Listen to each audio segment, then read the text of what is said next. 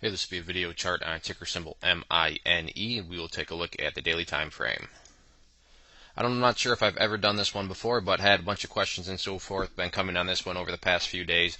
So I want to get the chart mapped out here, and that way everybody's got an idea of what's going on from the technical perspective. Just want to talk about some supports and resistance levels, and then hopefully that'll help everybody in terms of knowing what to look for on the chart. So let's first start off with some support levels, and the one that's really sticking out to me, just because it's been holding, is this level right here. And I'll first change this to green to represent support. I'm going to make this line relatively thick because it is a pretty important level of support. But if we go back through the history of the chart, you can see this area acted as resistance, then acted as resistance once again. So the level right here at 0015 is a very important level for the chart and a key level of support. And you can see actually now twice the price has dropped right down there. The first one on May 31st and bounced right off 0.0015.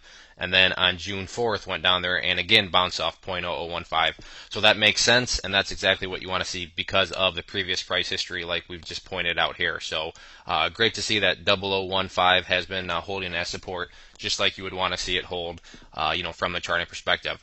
And then the other key and important level of support comes in the form of this moving average right there, that purple line. That is the 50-day simple moving average, and that is valued at 0011. So 0011 will be another key level of support that you'll want the price to hang above.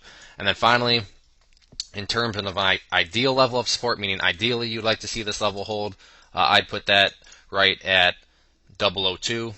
Now, if the price does fall below there or anything, that doesn't mean you should freak out, jump off any bridges or anything. But if you were to ask me again, what would be the ideal level that would make the chart look the strongest, my answer would be 002. But you still do have all these other supports below you, so it's by no means it's not a must hold or anything like that.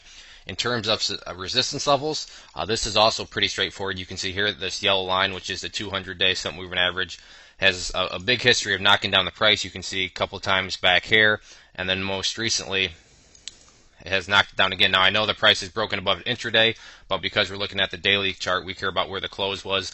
And every time the price has been able to get above it, by the time the closing bells rolled around, the kind of magnetic force, if you will, has pulled the price back down below it. So right now, that's 0025 is going to be that big resistance level that needs to get broken above.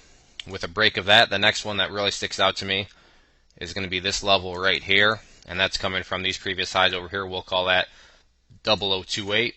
That'll be the next level of resistance. And then after that, things really could start to run, as there's really nothing until up into the 003. So lots of room for potential here. And when we're talking about a sub penny stock like this, the percentages add up very quickly. So if there are any other questions on the chart, please let me know. If not, I'd encourage you to sign up for a newsletter up there. When you do that, you will receive a free ebook. And if you enjoyed the video and want to learn more about charting and how to use it in your strategy as a trader, I'd encourage you to click below and look at our video course. Over 8.5 hours of education and teaching. It's been getting great third-party reviews, so I'd encourage you to check that out. One more time, this was MINE. Thanks for listening.